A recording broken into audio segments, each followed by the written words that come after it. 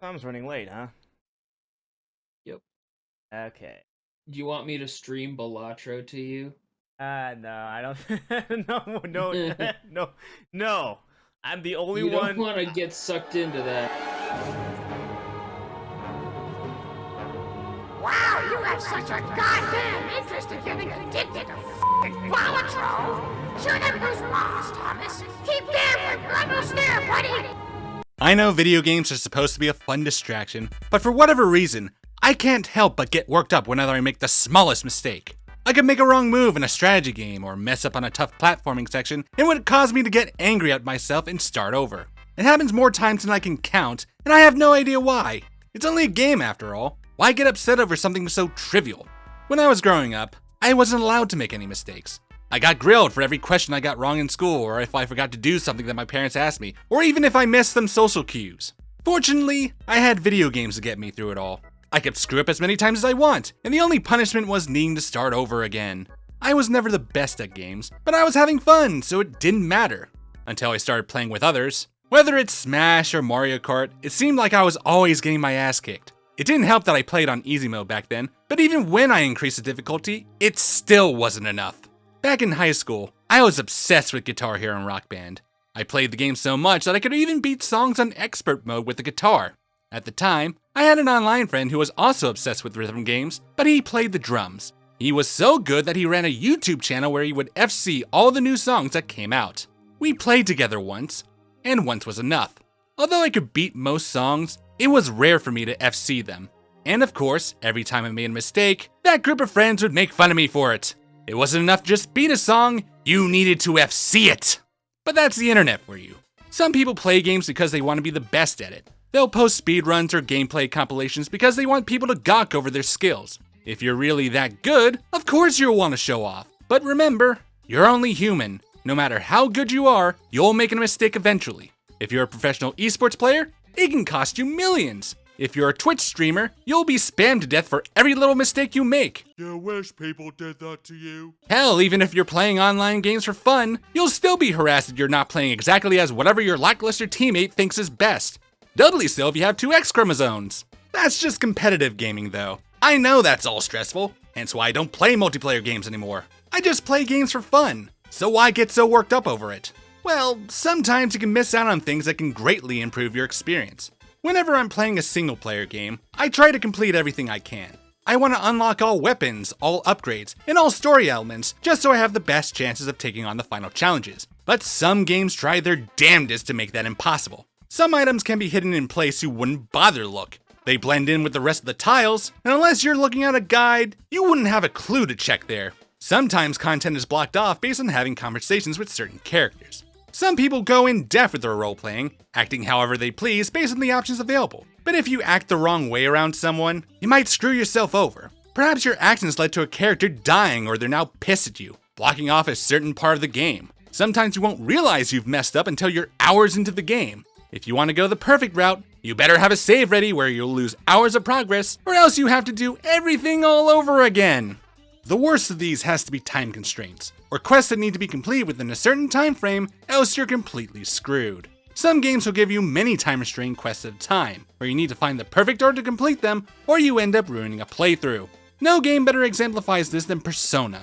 The reason why this video took so long to come out. The Persona franchise is a series of JRPGs where you get to live out your high school fantasies, where you actually have friends. It's your typical dungeon crawler where you collect demons and have them fight on your behalf. Like the Pokemon game the church warned us about. You play as some random kid who's been abandoned by his parents and has a year to get situated at their new school, and also save the world in the process. Unlike its parent franchise, the Persona series mixes your typical JRPG with a life simulator. You'll spend hours grinding through the same distorted hallways, and then afterwards you'll listen to lectures about God knows what, and then spend time with people.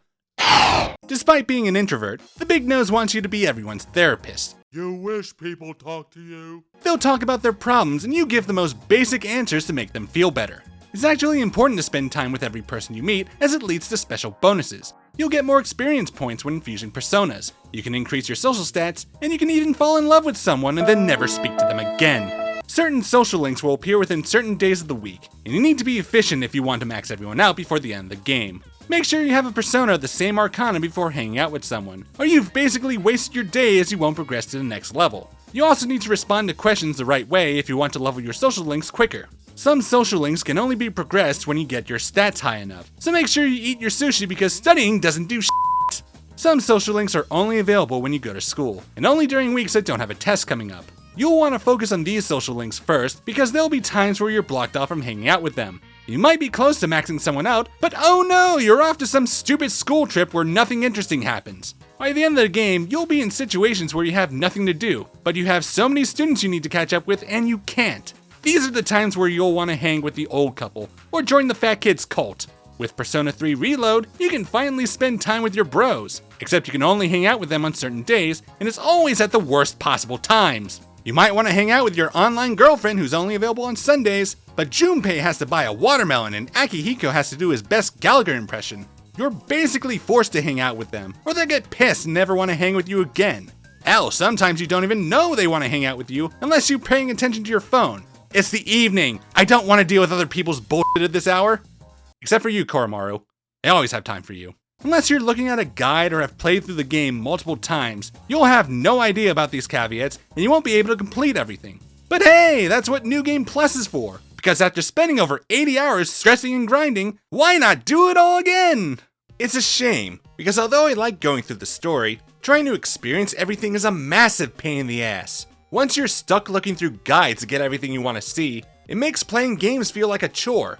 Fortunately, not all games are like this, and some games even offer an infinite amount of possibilities thanks to the power of RNG. Roguelikes are the perfect games for me. You can play through the game as much as you want and fail often, but you'll always get a little better each time. Even if you make it far into a round and lose, you're not losing a ton of progress, and you can even unlock abilities and weapons that can make future rounds easier.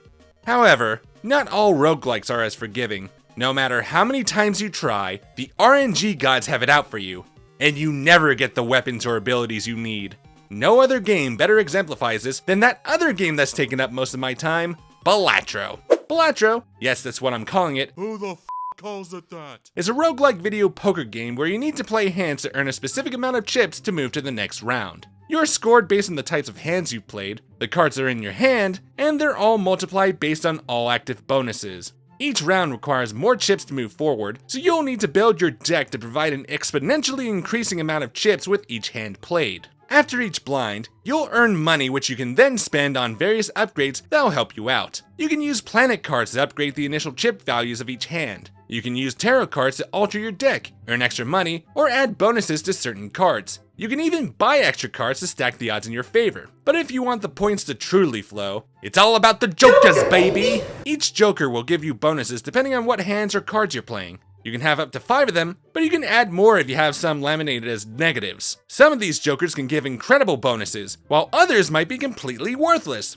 Or so it may seem. It's not just one joker that will take you to victory, but it's finding the right combination of jokers that will take you to the top. Take the pirate joker for example. It might be pointless to have a joker that only adds a specific multiplier each time, but when you combine it with a joker that increases all of your card values, then you're now playing more valuable hands with each round. The goal is to build a deck that will give you the right hands you need to play, and using the right jokers that will continuously increase your hand values as the game goes on. With any luck, you can have a deck that can take you all the way. But there lies the problem. Luck. Everything about the game is randomized, and there's no guarantee you'll get the right jokers to carry you through. You may have built your deck expecting to play certain hands, but then the jokers that'll be good for it never show up. Or perhaps you've run into a boss blind that shatters your entire strategy, and you never bothered to buy the videotape. Sometimes you make it to the final blind, only to miss it by the smallest amount possible. Tough luck, buddy! Sometimes the stars align and you make it through all 8 rounds, yet for some reason, you haven't gotten your fill. You want the numbers to get higher, and higher, and higher, and you won't stop until you start seeing E's. You try every strategy you can think of. You play different hands, use a bunch of different jokers, and even stack the deck in your favor. But for whatever reason, you can never get there. Every single time there's an issue. You can never get the right jokers, the right planet cards, or you're always tempting fate with the goddamn joker upgrade. You never get it, yet the banana has forsaken you. All you can do is try again, and again, and again, and again, and... Oh, for f***'s sake, where am I going with this? Alright, Tom, keep it together. because it's now time to talk about the worst game of all. One that mixes needing a ton of skill with having impeccable timing and pure luck. Guess what it is? I dare you. Oh, come on, another video bitching about YouTube? Yes, actually. It all makes sense. If you've been on this website long enough, you'll know the algorithm is the bane of every YouTuber's existence. They'll complain about how their videos won't get picked up, and they're stuck wondering why. You'll try everything to make your videos more popular with no success, and when you finally land a winner, you still have no idea what happened. This is what happened to me, the guy who built a Steam machine in 2023. I'd been making YouTube videos for about a year before that video came out, and I wasn't having much luck. I made videos on topics I was passionate about, I hired editors to make sure they looked nice, and I even paid for YouTube ads to boost some of my videos, but no matter what I tried, I wasn't making any leeway. Yes, I realized those older videos weren't very good, but I put my all into them. I was figuring out my writing style and trying to say my lines without constantly messing up, but my main trouble was with the editing. Don't get me wrong, they did a great job and I was happy with the final product, but there were numerous instances where we had trouble getting certain scenes right.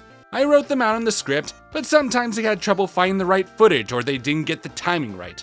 I had to walk them through it a lot of the time, and we still had to scrap some gags because we couldn't get them to work.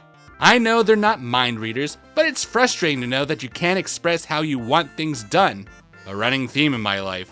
But you know what they say, if you want something done right, do it yourself. So I did. I took the time to do my own video editing, and yeah, it's f***ing hard. It takes forever to find the right footage, get all the animations to work, and to fight Premiere every time it decides to shit itself. But in the end, I was happy with the result. And so was YouTube apparently. 300,000 views. Holy shit, my hard work has finally paid off. That video took me to over 1,000 subscribers and I became a YouTube partner. The rest of my YouTube career should be easy from here on out, right? Well, not so fast.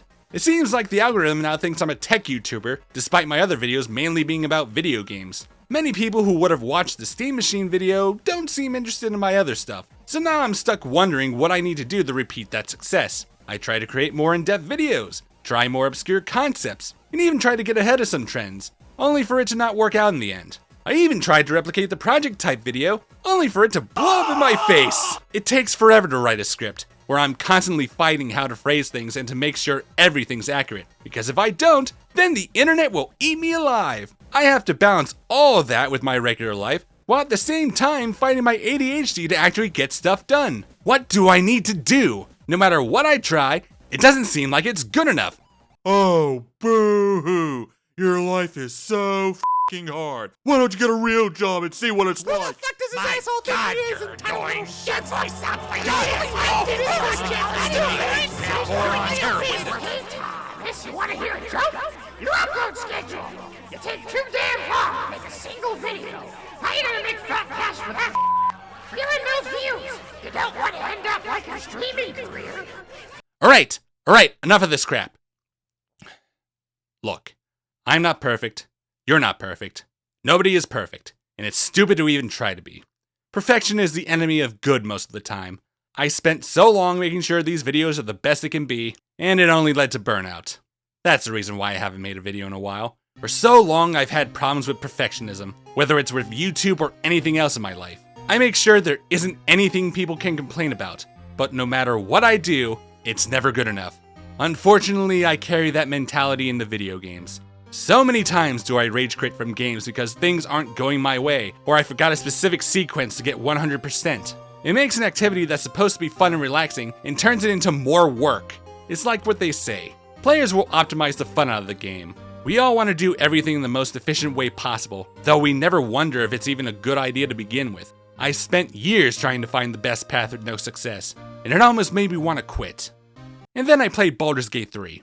Oh boy, it's a tabletop RPG with tons of quests and numerous options that can lead the game in vastly different directions. This game would seem like my worst nightmare, but the strange thing is, I'm having a blast. There's so much content to go through, and there's always something new and interesting around the corner. You'll still make a ton of mistakes, like getting friend-zoned by Karlach, but fortunately there's a lenient save feature that can help you get past any mistakes. It also helps that I'm playing with friends, just like any other good D&D session. And like those sessions, you can always expect some crazy shit to happen.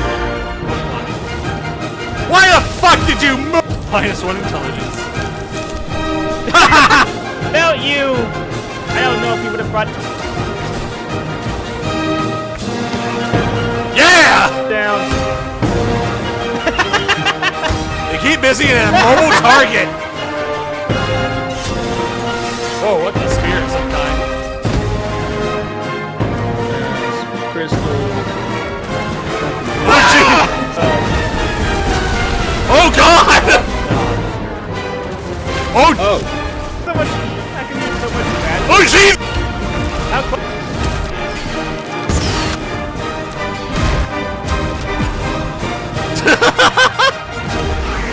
Tom! Oh, perception. Whoop!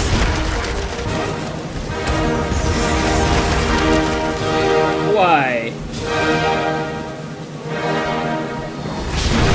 Oh shit! Oh. This is what happens when you play Balatro at fucking 2 a.m. Ah, the memories. I guess the whole point of this video is to discuss how it's okay to make mistakes. Nothing has to go perfectly, and honestly, it's more fun to make mistakes. I know it's taking me so long to make videos, but I really just need to relax. I have no interest in making this into a career. Why take all the fun out of it? Honestly, it's more fun to be a nobody and to just hang with friends on stream. Oh, I was supposed to stream half an hour ago. I had no idea it was an adult shop, but now I know where the adult shops are in my town. Hi,